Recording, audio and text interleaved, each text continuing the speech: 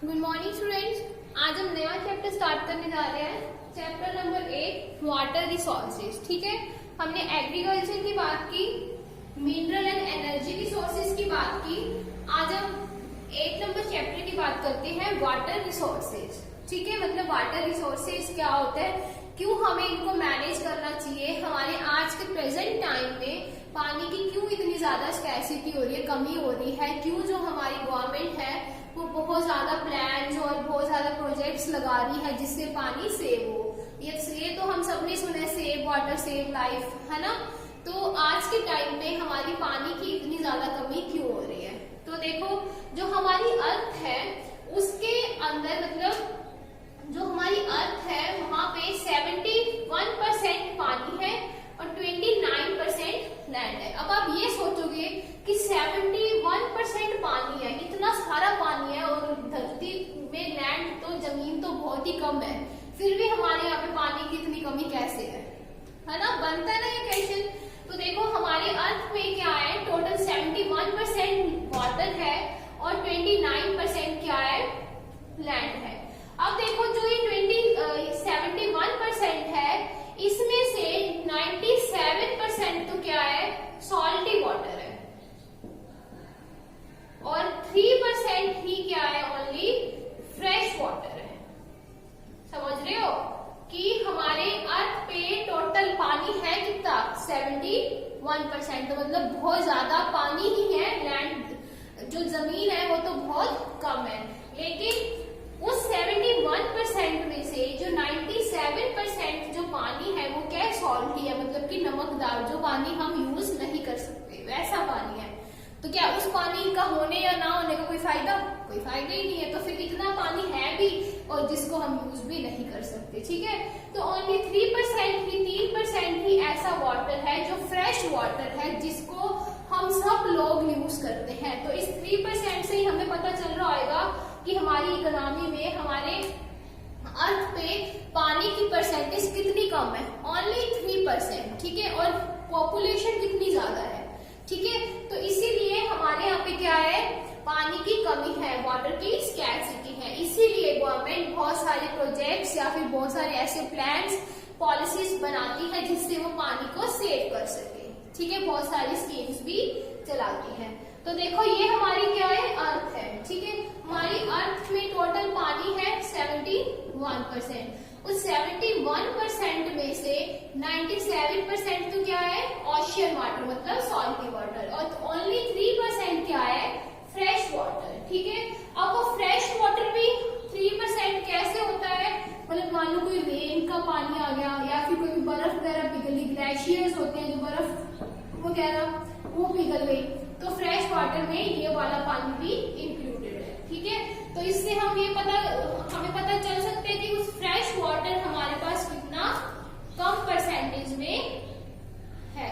ठीक है, तो अब देखो, आपकी बुक में 8.1 फिगर नंबर डायग्राम बना हुआ है, उसके अंदर इन्होंने प्रॉपर हमें शो कर रखा है कि कैसे ओशियन में कितनी % वाटर है और फ्रेश वाटर हमारे पास कितने % है। ठीक है, तो ये पूरा चार्ट बना हुआ है।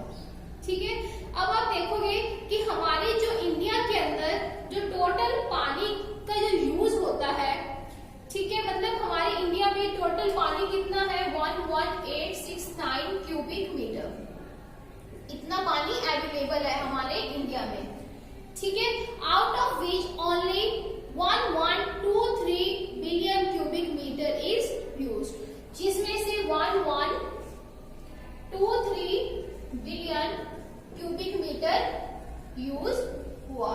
मतलब हमारी इंडिया में टोटल वाटर कितना अवेलेबल है, 11869 बिलियन क्यूबिक मीटर, और कितना यूज हो चुका है, 1123 बिलियन क्यूबिक मीटर। ठीक है, अब देखो, इसमें से भी क्या है कि जो हमारे पास 1123 हमने यूज किया है, इसमें से भी 690 तो हमने सरफेस से निकाल के यूज किया है।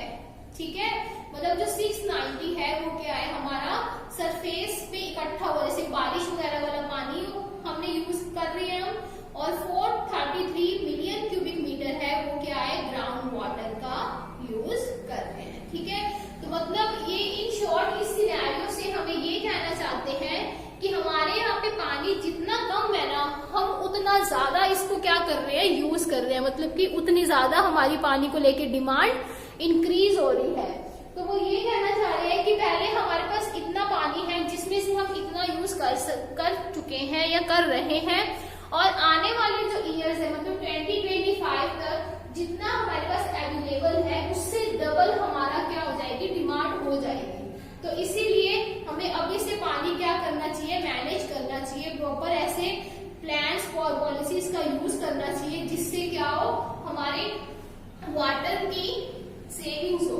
ठीक है, क्योंकि आज के टाइम में हमें पता है कि जो पॉपुलेशन है वो बहुत ज्यादा इंक्रीज हो रही है। ठीक है, और ग्लोबल वार्मिंग जैसे जो बहुत ज्यादा हार्मफुल प्रॉब्लम्स है वो भी हमारे एनवायरनमेंट में इंक्रीज हो रही है, जिसके कारण हमारे एनवायरनमेंट में क्या हो रहा है, बहुत ज्यादा प्रॉब्लम्स क्रिएट हो रही है, और वाटर उनमें से एक है।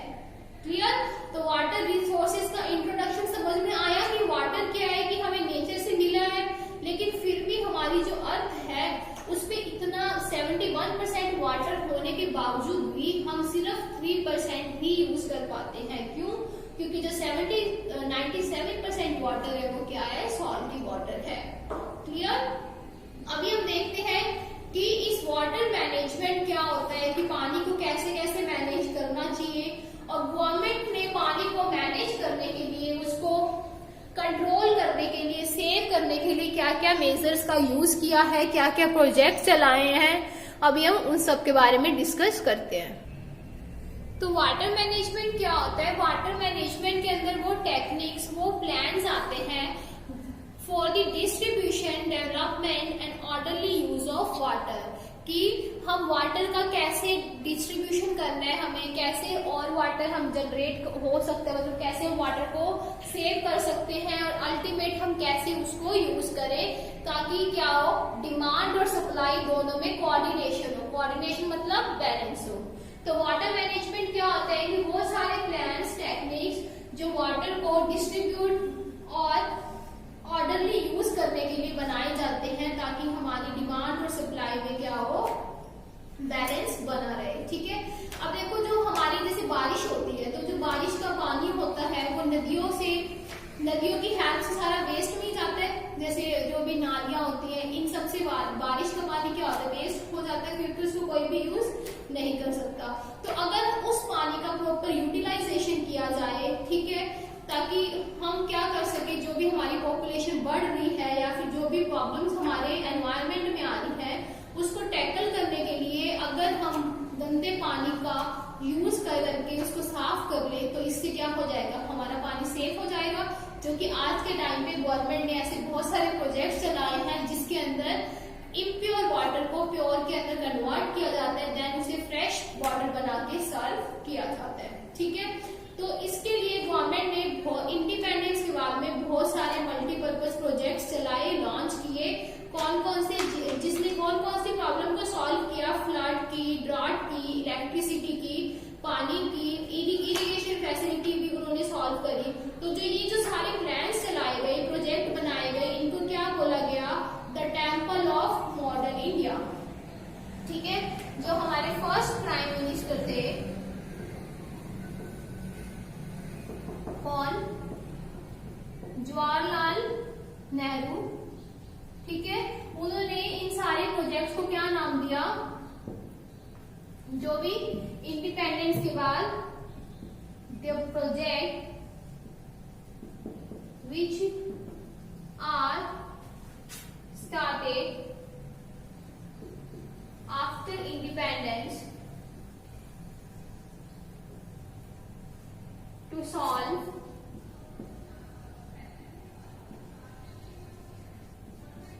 multiple problems like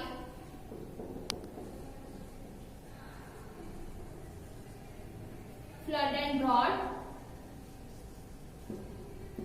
irrigation or supply of water,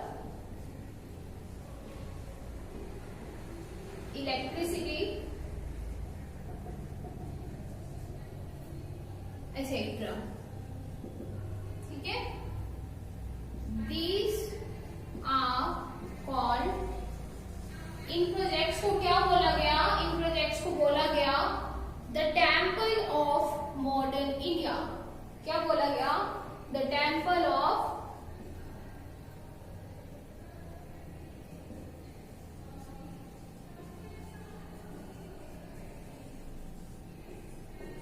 modern India. ठीक है, तो ये जो सारे प्रोजेक्ट्स है ये कौन चलाता है, स्टेट गवर्नमेंट या फिर सेंट्रल गवर्नमेंट। ठीक है, ये जो सारे प्रोजेक्ट्स है ये कौन चलाता है, स्टेट गवर्नमेंट या फिर सेंट्रल गवर्नमेंट। समझ में आया? मतलब इंडिपेंडेंस के बाद में बहुत सारे प्रोजेक्ट्स चलाए गए, कौन कौन से, बहुत सारी प्रॉब्लम्स को सॉल्व करने के लिए बहुत तरह तरह के प्रोजेक्ट चलाए गए। कौन सी प्रॉब्लम को सॉल्व करने के लिए, फ्लड, ड्रॉट, ठीक है, irrigation, supply of water, electricity. तो जो इन सारी प्रॉब्लम्स को सॉल्व करने के लिए प्रोजेक्ट चलाए गए उनको क्या बोला गया, the temple of modern India. तो ये जो प्रोजेक्ट्स थे ये किसने चलाए थे, हमारे first prime minister doctor Jawaharlal Nehru ने। ठीक है, तो देखो ये इन प्रोजेक्ट्स को कौन संभालता है, इनको स्टेट और सेंट्रल गवर्नमेंट संभालती है। अब और भी कुछ इम्पोर्टेंट प्रोजेक्ट्स हैं जो अब हम देखते हैं कि कौन कौन से ऐसे प्रोजेक्ट्स हैं जो स्टेट गवर्नमेंट संभालती है और जो सेंट्रल गवर्नमेंट संभालती है। तो यहाँ तक आपको समझ में आया कि वाटर मैनेजमेंट क्या होता है, वो प्लान्स और पॉलिसीज जो वाटर की डिमांड एंड सप्लाई में बैलेंस करने के लिए बनाई जाती हैं उसको वाटर का मैनेजमेंट कहते हैं। ठीक है, हमारा जो रेन वाटर होता है, जो बारिश का पानी होता है, वो नालियों में जाके बहुत गंदा हो जाता है जिसको हम यूज नहीं कर सकते। तो उस इम्प्योर वाटर को प्योर करने के लिए बहुत सारे प्रोजेक्ट, बहुत सारी कंपनीज, बहुत सारे ऐसा कुछ इस्टेब्लिश किया गया जिससे हम पानी का वापस रीयूज कर सके और पानी की हमें प्रॉब्लम ना आए। ठीक है, तो इंडिपेंडेंस के बाद में जो हमारे फर्स्ट प्राइम मिनिस्टर है जो डॉक्टर जवाहरलाल नेहरू, उन्होंने बहुत सारे प्रोजेक्ट चलाए बहुत सारी प्रॉब्लम्स को सॉल्व करने के लिए। ठीक है, तो उन प्रोजेक्ट्स को क्या नाम दिया गया, the temple of modern India. तो ये प्रोजेक्ट्स कौन चलाता है अब, स्टेट और सेंट्रल गवर्नमेंट। ठीक है, तो अभी हम देखते हैं कि सेंट्रल गवर्नमेंट कौन कौन से वाटर प्रोजेक्ट चलाती है और स्टेट गवर्नमेंट कौन कौन से चलाती है। ठीक है, तो जो भाखड़ा नंगल है, ये कुछ मैंने ब्लैक बोर्ड पे प्रोजेक्ट्स के नेम लिखे हैं जो सेंट्रल गवर्नमेंट चलाती है और दूसरी तरफ जो स्टेट गवर्नमेंट चलाती है। ठीक है, तो हम देखते हैं फर्स्ट प्रोजेक्ट कौन सा है, भाखड़ा नंगल, फिर रिहानंद, फिर दामोदर, हीराकुंड, पौसी, थैरी, ये सब कौन चलाता है, सेंट्रल गवर्नमेंट। और स्टेट गवर्नमेंट कौन कौन से प्रोजेक्ट चलाती है, the Chambal project in Rajasthan, Nagarjuna Sagar project Andhra Pradesh, फिर है Tungabhadra project Andhra Pradesh and Karnataka, Sagar Sarovar project Gujarat, MP and Rajasthan, फिर है मचकुंडा प्रोजेक्ट आंध्र प्रदेश एंड ओडिशा। और भी बहुत सारे ऐसे प्रोजेक्ट्स हैं जो कौन चलाती है, स्टेट गवर्नमेंट चलाती है। ठीक है, तो जो भाखड़ा नंगल प्रोजेक्ट है ये क्या है, हमारी कंट्री का सबसे बिगेस्ट प्रोजेक्ट है। ठीक है, जो कि 1948 में स्टार्ट हुआ था और कंप्लीट कब हुआ था बनकर, 1968 में। कौन सा प्रोजेक्ट, भाखड़ा नंगल प्रोजेक्ट। जो भाखड़ा, ये वाला जो भाखड़ा नंगल प्रोजेक्ट है ये कब बनना स्टार्ट हुआ था, ये स्टार्ट हुआ था 1948 में।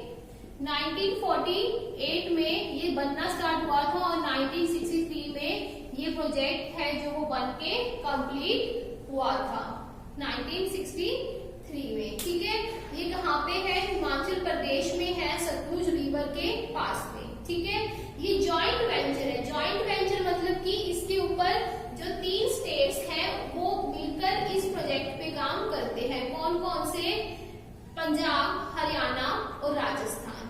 ठीक है, इसका मेन मोटिव क्या होता है कि इस प्रोजेक्ट का मेन मोटिव है इलेक्ट्रिसिटी प्रोवाइड कराना। किसको प्रोवाइड कराना, मतलब कि जो इसका ऑब्जेक्टिव है कि जो भी सतलुज और यमुना रिवर के आसपास जितने भी प्रोजेक्ट्स लगे हुए हैं, कंपनीज हैं, उनको क्या प्रोवाइड करानी है, electricity, irrigation, drinking water facilities. ठीक है, अंडर दिस प्रोजेक्ट, इस प्रोजेक्ट के अंदर जो 2 डैम्स ऐसे हैं जो अंबाला में बने हुए हैं। ठीक है, फर्स्ट जो बना था वो 13 किलोमीटर डाउनवर्ड था, मतलब जो भाखड़ा डैम है वो क्या है, 13 किलोमीटर डूंगा था। ठीक है, और उसका पर्पस क्या था कि जो भी एक्स्ट्रा पानी है भाखड़ा डैम का उसको स्टोर करना। क्लियर, आया समझ में। फर्स्ट हमने किसकी बात करी है, भाखड़ा